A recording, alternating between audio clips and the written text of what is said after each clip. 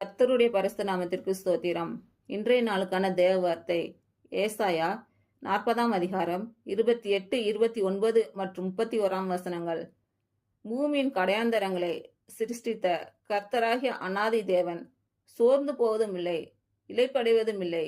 இதை நீ அறியாயோ? இதை நீ கேட்டதில்லையோ? அவருடைய புத்தி ஆராய்ந்து முடியாதது.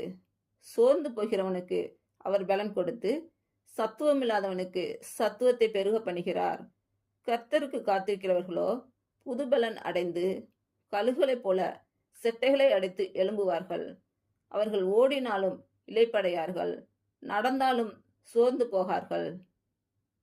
இன்று பிறந்த நாள் மற்றும் திருமண நாள் காணும் அனைவருக்கும் இயேசு கிறிஸ்துவின் நாமத்தினாலே வாழ்த்துக்கள். கர்த்தர் உங்கள் பலவீனங்களை மாற்றி உங்களுக்கு பலத்தை கட்டளையிடுவாராக.